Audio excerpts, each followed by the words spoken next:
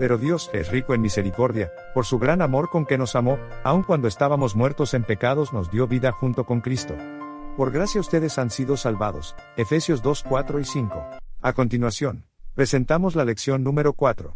¿Cómo nos rescata Dios? Tópicos del estudio.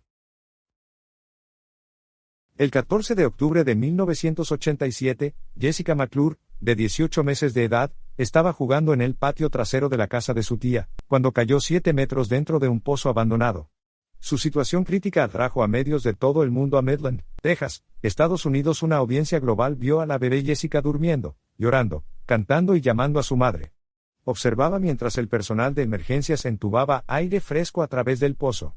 Finalmente, 58 horas después de la caída, la audiencia mundial vio cómo Jessica era liberada del pozo que la había retenido por más de 2 días. La foto ganadora del premio Pulitzer, del fotógrafo Scott Shaw, capturó el momento. Un cable de rescate pasa por en medio de los rostros angustiados de los rescatistas de Jessica, que miran el bulto vendado en el centro del drama, la bebé Jessica. No hay nada tan apasionante como una buena historia de rescate. Y Pablo, en Efesios 2, 1 al 10, nos da una visión detallada y personal de la misión de rescate más grandiosa y arrolladora de todos los tiempos, los esfuerzos de Dios para redimir a la humanidad. El dramatismo de la historia aumenta al saber que no somos meros espectadores del rescate de otra persona, sino testigos del nuestro. Viviendo bajo el estandarte de Satanás. Muertos en nuestros pecados. Lee Efesios 2, 1 al 10. ¿Cuál es la idea principal que Pablo nos da aquí sobre lo que Jesús ha hecho por nosotros? Pablo plantea nuestra vida en una secuencia clara: estábamos muertos en pecados. Dios nos dio vida junto con Cristo. Somos salvos por gracia. Ahora bien, ¿qué significa que estábamos muertos en pecados? 1. El pecado era nuestro estilo de vida. 2. Seguíamos las costumbres del mundo, vicios, placeres, y más. 3. Estábamos dominados por el príncipe de este mundo. 4. Éramos hijos de desobediencia. Nuestra situación era real y crítica, al estar separado de la fuente de la vida. Esto significa que, antes de conocer a Cristo, vivíamos dominados por 2 fuerzas externas: el ambiente que nos rodeaba, la corriente de este mundo que desfiguran la vida humana en rebelión contra Dios. Luego Pablo identifica el príncipe de la potestad del aire, Satanás, quien está activo en la tierra, ya que es el espíritu que ahora opera en los hijos desobedientes, Efesios 2:2, siguiendo los deseos de la carne. Efesios 2:3.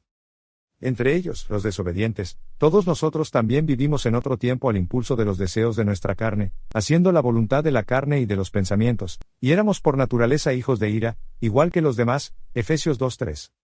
Si bien Pablo ha mencionado 2 fuerzas externas que nos dominaban, ahora clarifica la razón por la cual lo hacían: nosotros mismos queríamos someternos a ellas. ¿Qué quiere decir Pablo al afirmar que sus oyentes en otro tiempo eran por naturaleza hijos de ira, igual que los demás, Efesios 2:3? Queríamos hacer lo que nos apetecía, seguir los pensamientos de nuestro corazón, Santiago 1:14 al 15. Nuestra naturaleza era la de hijos de ira. Es decir, cometíamos continuamente pecados porque éramos pecado, nuestra naturaleza era pecaminosa, pensábamos en el pecado y vivíamos para el pecado. Pero, aunque hoy todavía seguimos teniendo tendencia al pecado, por la gracia de Dios ya no somos dominados por él, ya no somos hijos de ira. Vivir la vida cristiana no es solo una cuestión de vencer 1 o 2 malos hábitos, o superar todos los delitos y pecados, Efesios 2:1, que nos amenazan hoy por hoy. No solo luchamos con los pecados, sino con el pecado. Tendemos a la rebelión contra Dios y a la autodestrucción. Los seres humanos, por defecto, estamos atrapados en un patrón de comportamiento pecaminoso y autodestructivo, al seguir los dictados de Satanás, y nuestros propios deseos pecaminosos innatos, Efesios 2:2 y 3. ¿Con qué debilidad o tendencia está luchando en este momento? ¿Qué hace flaquear tu fe? Éramos por naturaleza hijos de ira. Significa que este hombre viejo ya no necesita dominar al creyente, quien mediante el poder de Cristo puede despojarse del hombre viejo y vestirse del nuevo hombre, creado para ser semejante a Dios en justicia y santidad de la verdad, Efesios 4:22 al 24. ¿Quién no ha advertido lo corrupta que es nuestra naturaleza, aún después de habernos entregado a Jesús? ¿Qué debería enseñarnos esto sobre la importancia de aferrarnos a Él en cada momento de la vida? Viviendo bajo el estandarte de Dios, exaltados con Cristo. Efesios 2:4 al 7. Pero Dios es rico en misericordia, por su gran amor con que nos amó, Efesios 2:4. Aquí, con 2 palabras poderosas, pero Dios, Pablo pasa de una triste descripción de la vida pasada de su audiencia, a las nuevas realidades llenas de esperanza que les marca la nueva vida como creyentes. Pablo comienza esta nueva sección diciendo, pero Dios. ¿Qué hizo Dios por nosotros? Mediante las iniciativas de Dios, los creyentes participan de importantes acontecimientos de la historia de la salvación que se centran en el Mesías, Jesús. 1. Nos dio vida con Cristo, quitó nuestros pecados. Los creyentes pasamos de muerte a vida. Así como Cristo fue vivificado de entre los muertos, los creyentes son vivificados de su estado de muerte espiritual. 2. Nos resucitó con Cristo, nos dio una vida nueva, los creyentes participamos de la resurrección de Cristo. 3. Nos sentó en los lugares celestiales con Cristo, nos dio poder sobre el maligno, los creyentes participamos de la ascensión y entronización de Cristo. Somos exaltados juntamente con Cristo. El cosmos ha cambiado. La realidad ha cambiado. Los creyentes no son meros espectadores de estos eventos, sino que participan de ellos en forma personal e íntima. El hecho de que resucitemos, ascendamos y seamos exaltados juntamente con Jesús nos abre un nuevo abanico de posibilidades. Hemos pasado de una existencia dominada por los demonios a una vida de abundancia espiritual y de poder en Cristo. ¿Qué hicimos nosotros para merecer todo esto? Nada. Dios lo hizo por su misericordia, por su gran amor con que nos amó. Todo el mérito y la gloria son suyos. Porque no nos ha dado Dios espíritu de timidez, sino de poder, de amor y de dominio propio. Segunda de Timoteo 1:7. Disfrutando las riquezas eternas. Efesios 2:7. ¿Cuáles son los elementos esenciales y las metas del plan de salvación de Dios? El plan de Dios se desarrolló en el pasado con la muerte vicaria de Cristo, su resurrección y su exaltación, se desarrolla en el presente, en nuestras vidas, con el mismo poder que lo hizo en Cristo, y se seguirá desarrollando en los siglos venideros, porque la gracia de Dios nunca acaba. Las ceremonias de graduación son celebraciones maravillosas, ya sea del jardín de infantes o de un doctorado. Una graduación marca un logro importante, el paso a una etapa diferente de la vida o la carrera. Es importante para nosotros, como creyentes, entender una verdad profunda del Evangelio: nunca nos graduamos de la gracia.